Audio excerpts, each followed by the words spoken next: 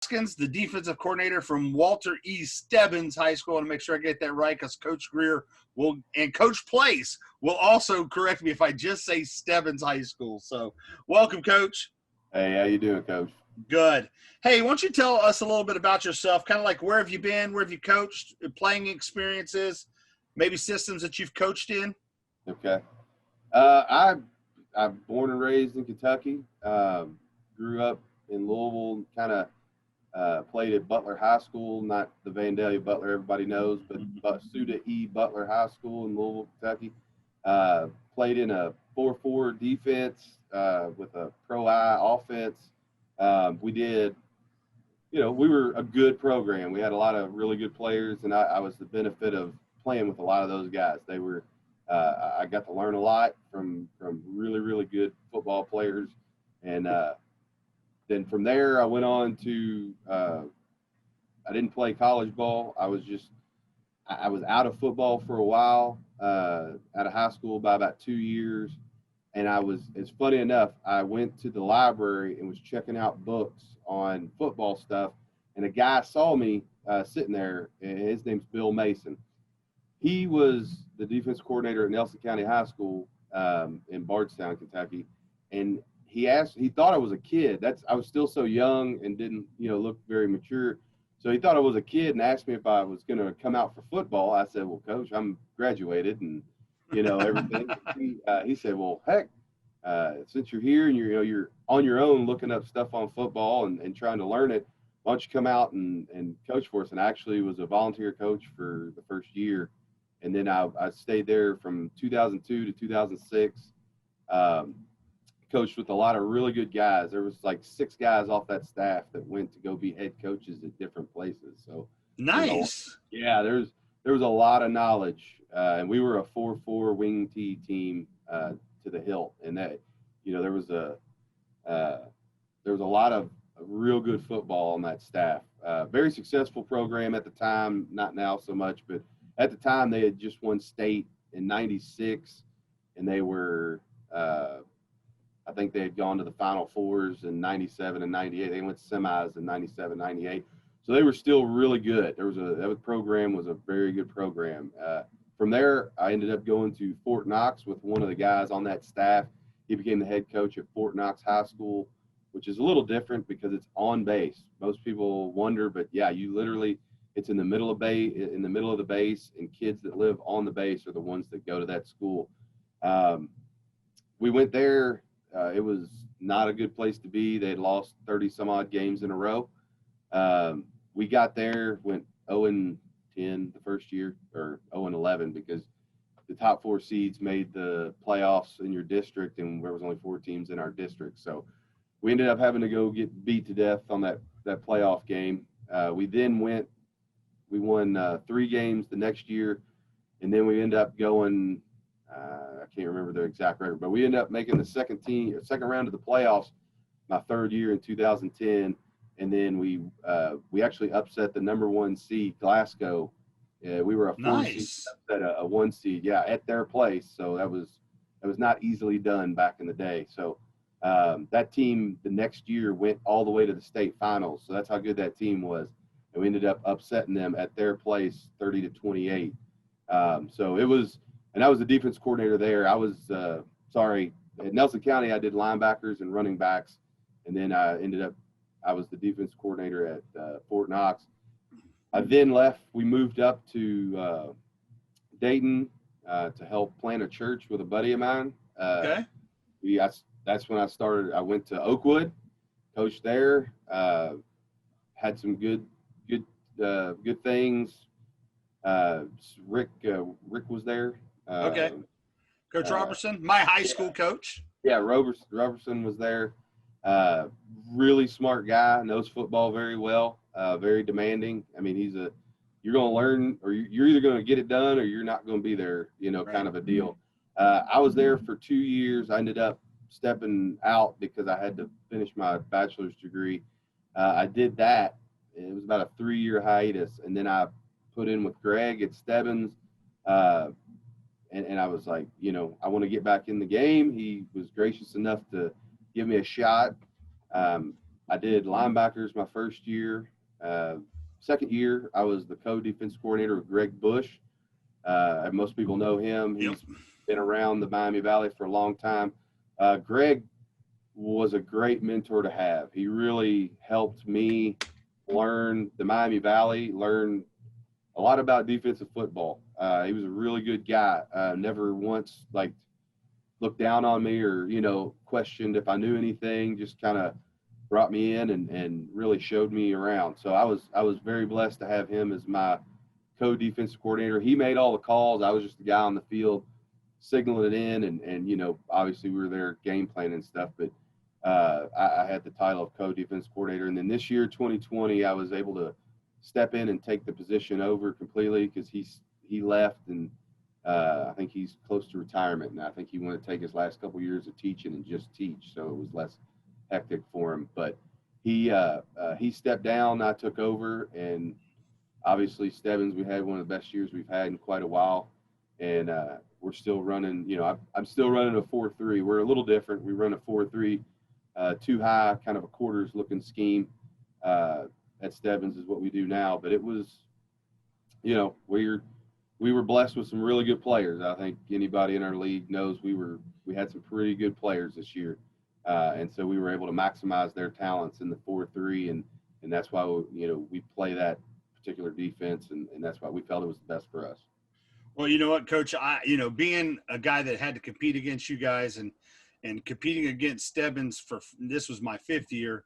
When Greg came in, when he came in, he had to make a system change. And what he was doing was a lot different than the previous guys. So that first year, he was struggling was just because the kids didn't know some of that stuff. And, it's, and that happens, whether, if the next guy at, Ohio State wants to come in and he wants to do something different than what's been done, those kids are going to probably struggle a little bit. Now, they're always good athletes, so they're not going to struggle as much. They got to pick those guys. Yeah. We got who we got, right? I mean, it's whoever's in the halls there at Stebbins or wherever I'm at. It's it's who you got, and you got to just do your best. And I thought you guys have done a great job with it, because you guys, like you said, you had struggled a little bit, and then this year you guys, first league title since 1973. Coach, just so you know, I was a year old when that happened, right? So I've been around, and I played against Stebbins as a player, and Stebbins was one of those where they would have these little small groups come through, and I think you guys got it. You figured out that linebacker yours, the Rutledge kid. Yeah. Holy cow, playing tailback and linebacker.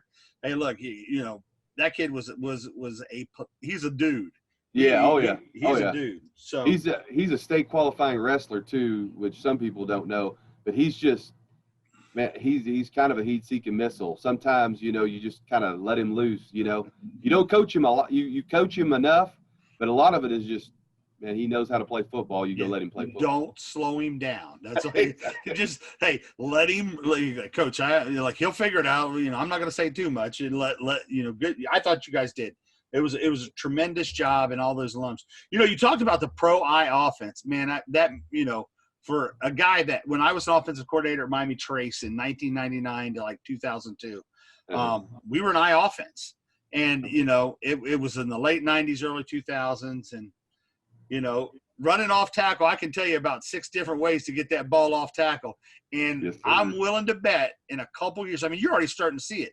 Teams in the area, Springfield, Trotwood, Madison, they'll line up in the eye, and they'll just one tight end and an eye, and let's go. Here we go. And people have forgotten a little bit, oh, wait a minute. Hey, you got to defend off tackle this way, and it's not defending the zone read, which is off tackle, a different way.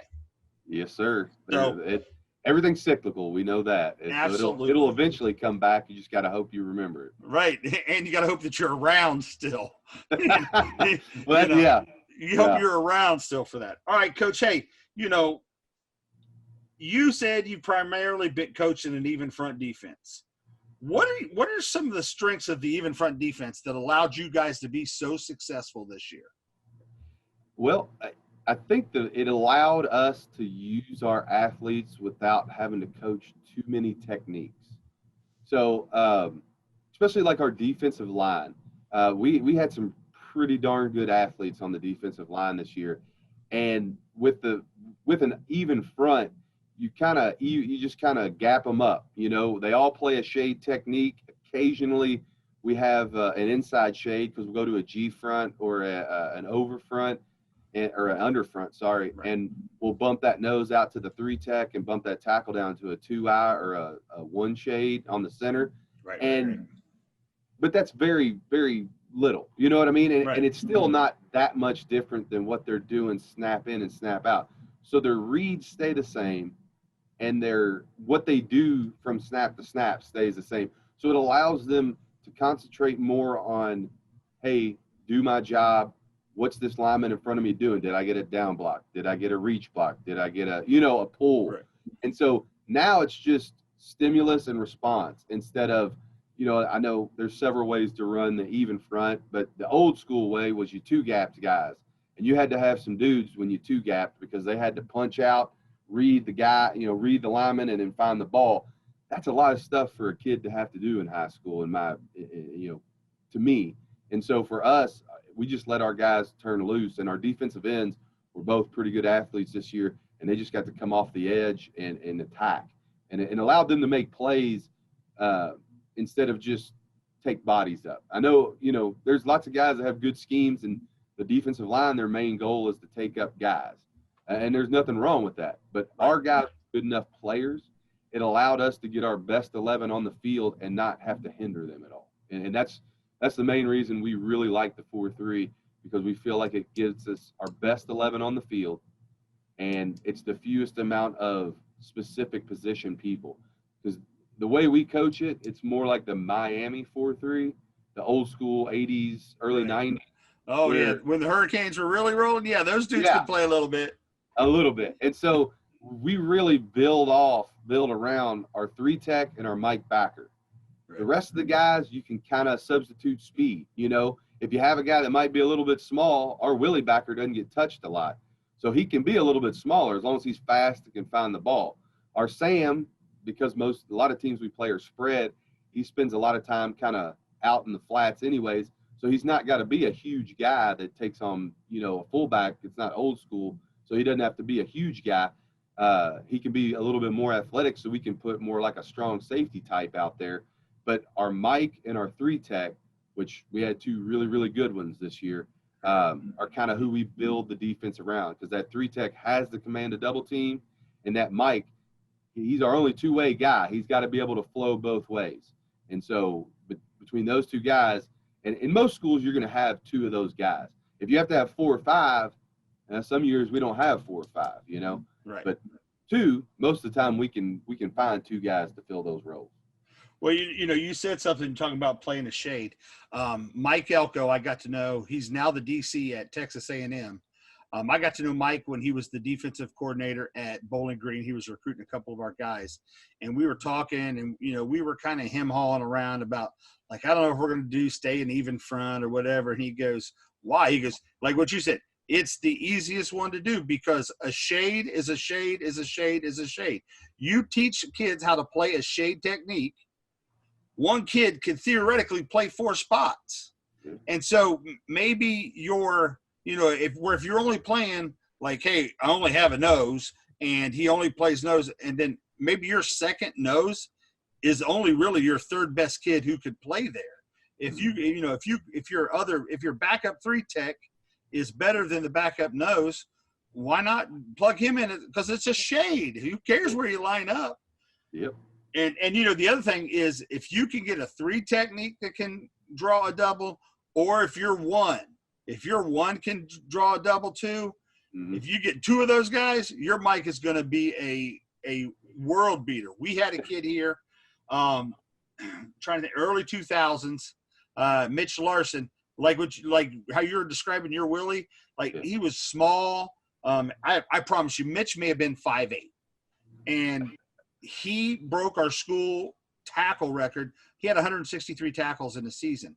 And people are like, oh, that's made up. I'm like, count them. Because I didn't coach that.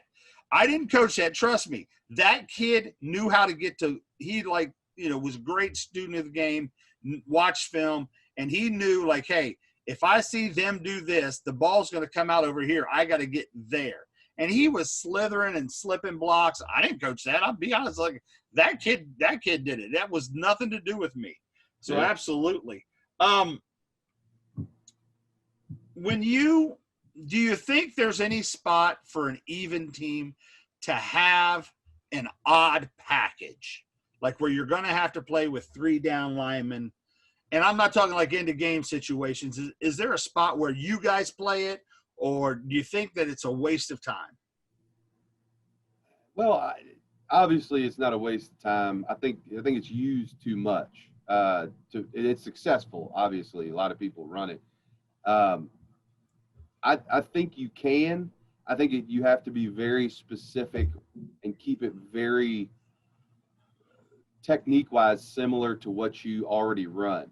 So we didn't run it a lot this year because we didn't really have to, but we have a mint front look where we go to 2 4 eyes and a 0 nose. Right. And basically the only guy that really changes is that 0 nose, because he's taught to bull rush and just put that center as far back into the backfield as he can.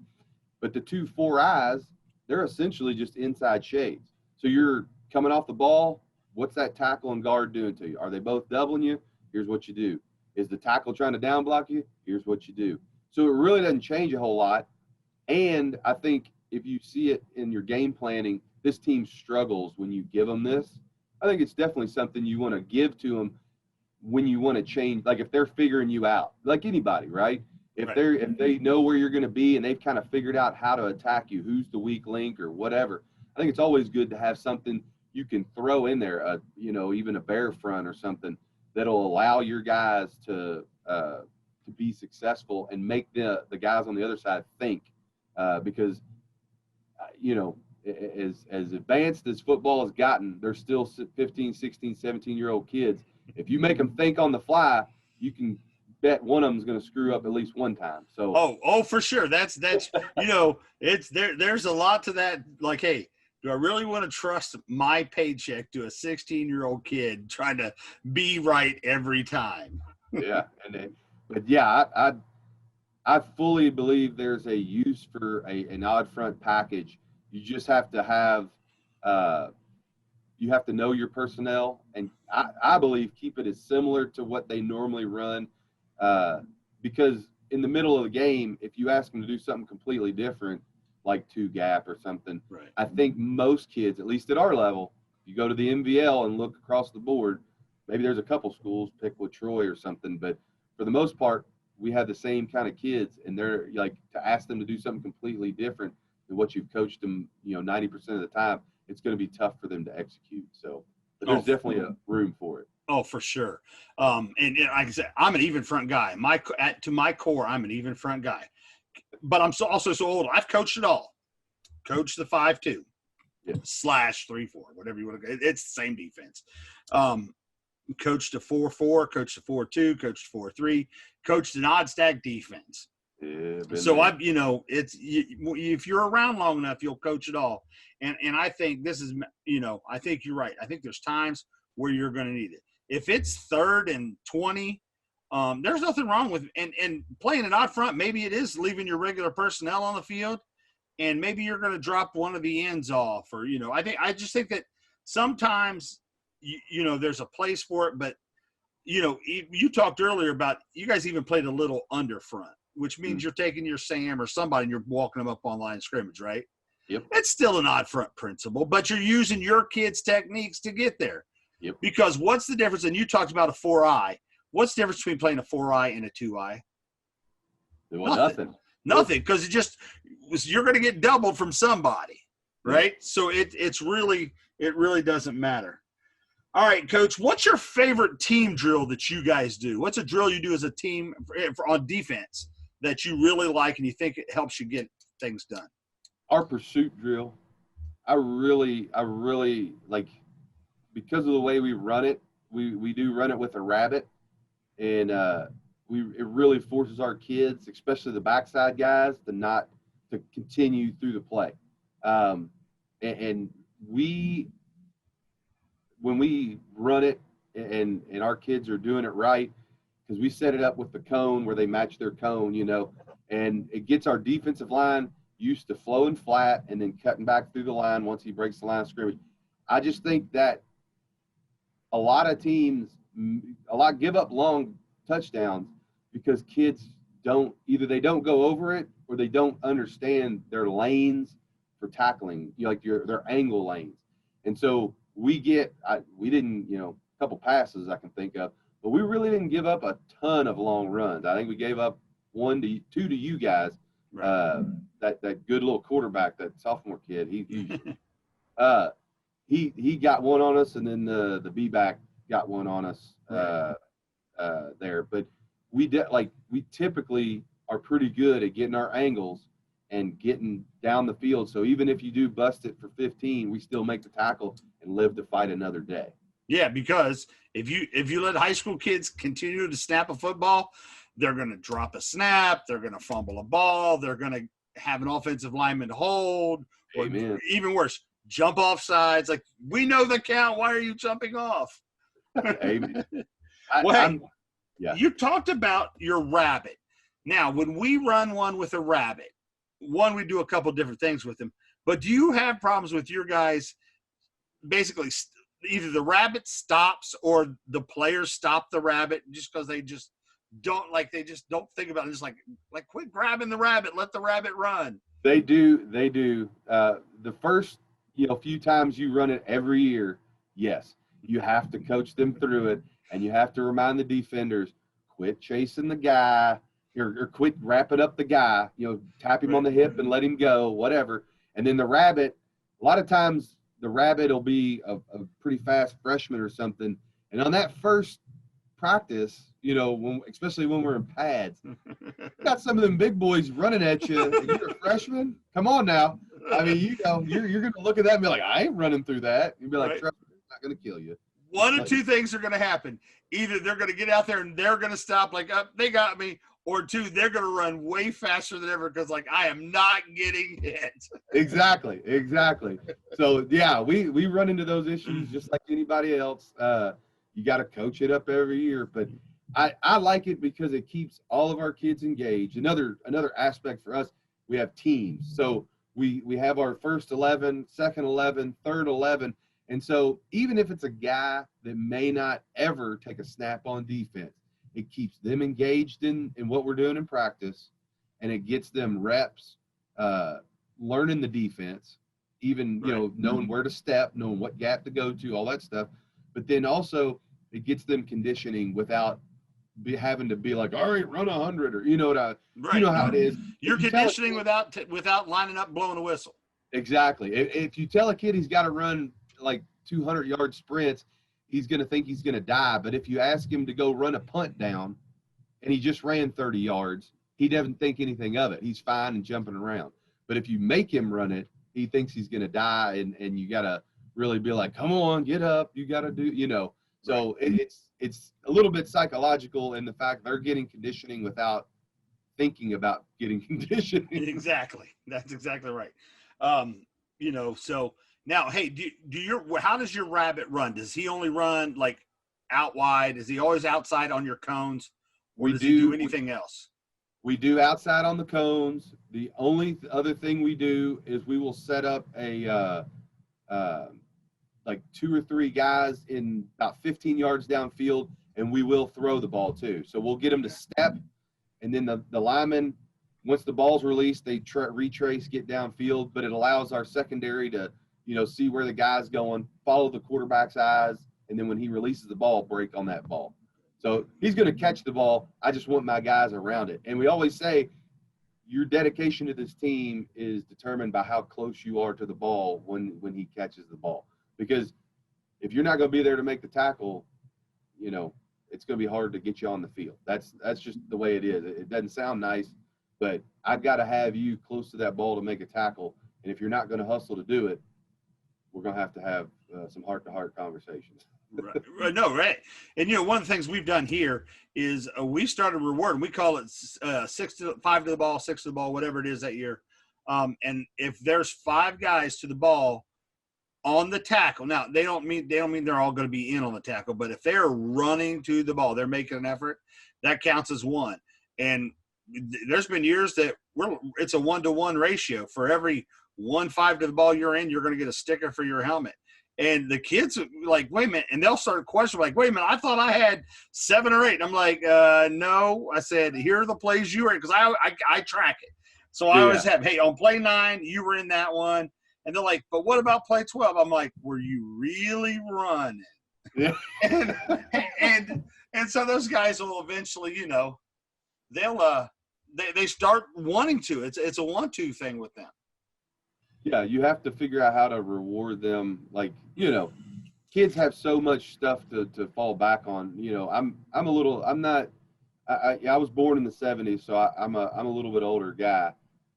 So I don't, when I was a kid, you played sports because that's about all you had to do. Like, besides fishing, hunting, something like that, you were playing sports because that's what you had to do. Right. Nowadays, man, they got every video game in the world. They've got everything to take their attention away.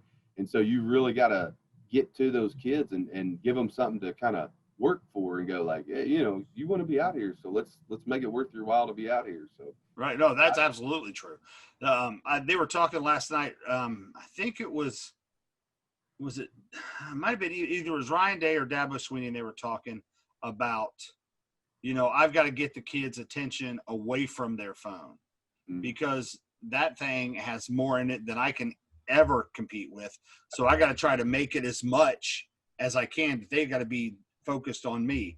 And I can't, I think it was Dabo Sweeney they were having that conversation with. So, hey, Coach, what's one individual you drill? If Coach Bonifay goes off his rocker, and I could say that because we went to graduate school together. If Coach Bonifay went off his rocker and says, you get 5 minutes of defensive individual today, what's the one drill you're going to make sure you cover in individual? Well, I'm the linebacker coach. So if I've got 5 minutes of Indy, I'm doing my line reads every time.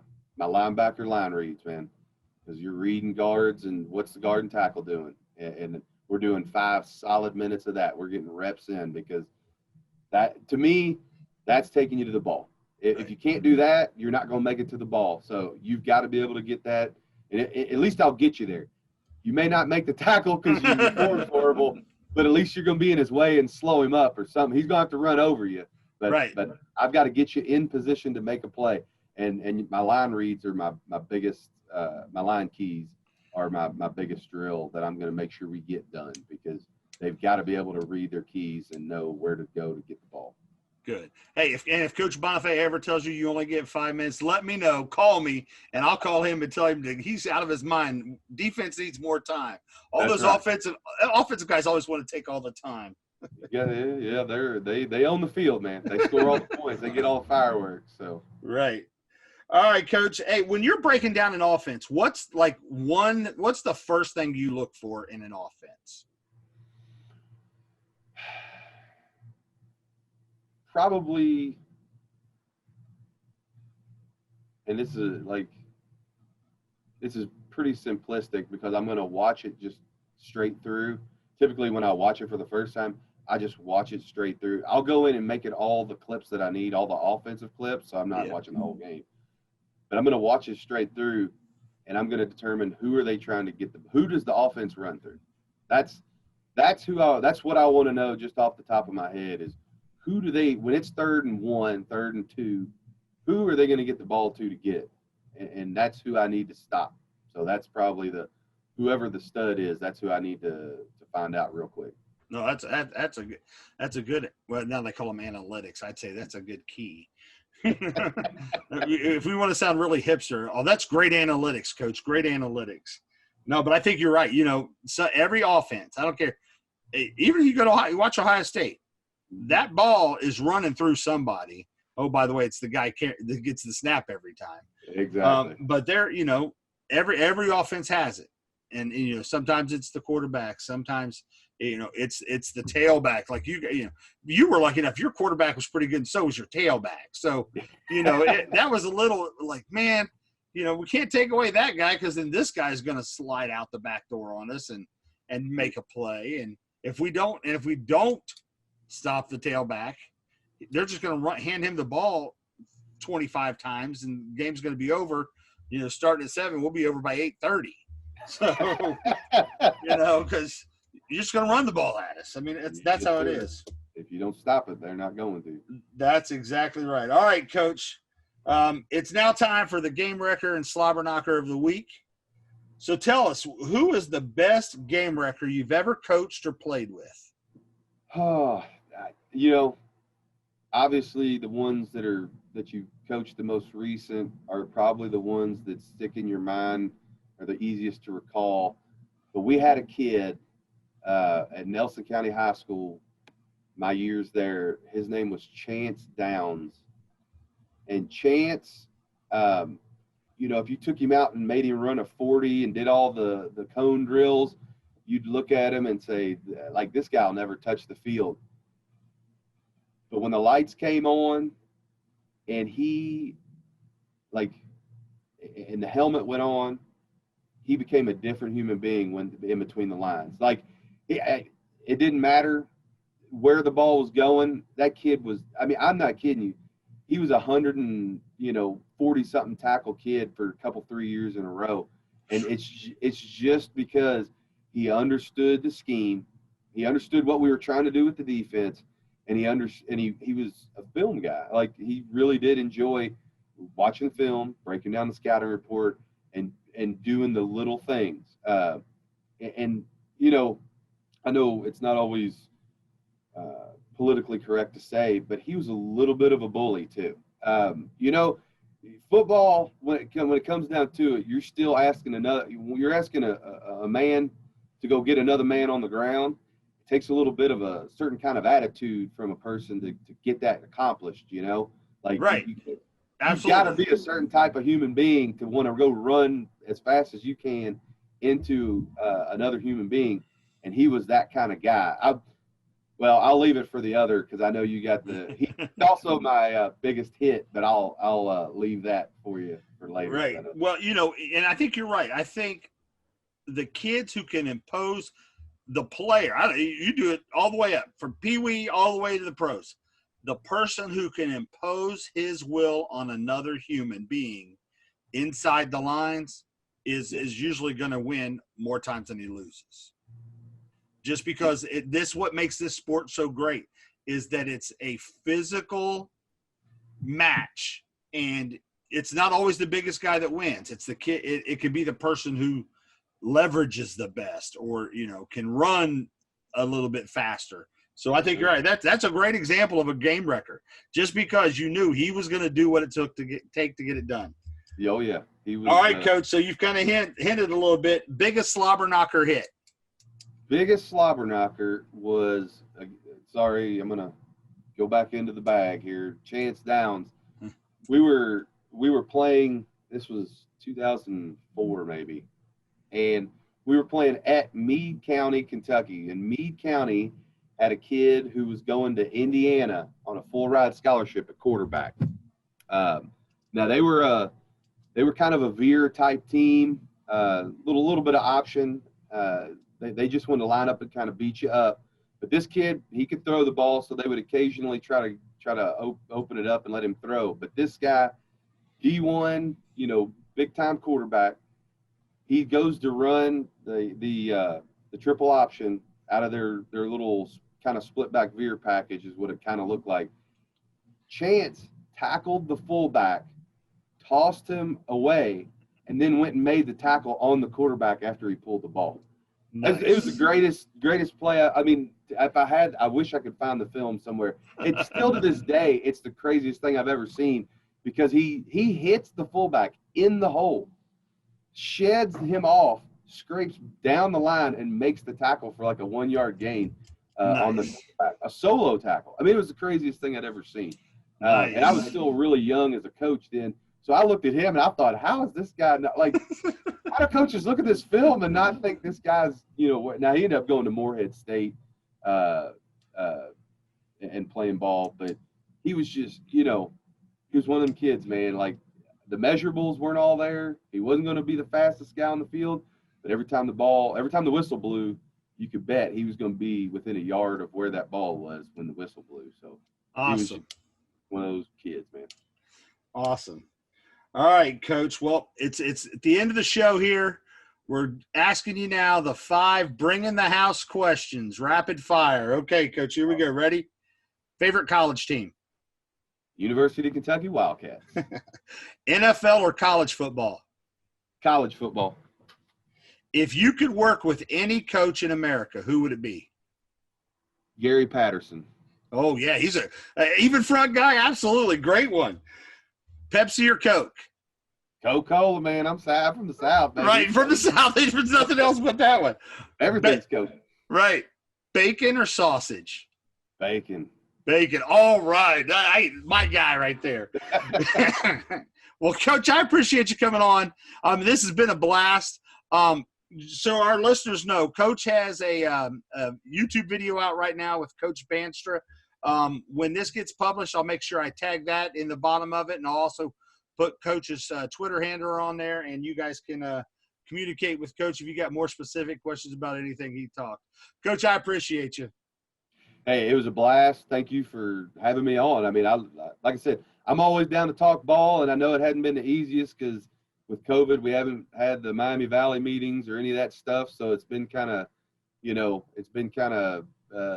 hit or miss. So these Coach Banster's channel and then obviously your podcast and videos now, it really helps keep the community together and just understand that, hey, there's still a lot of guys out there grinding and getting their football going. So I think what this pandemic has taught us is that football really is a brotherhood.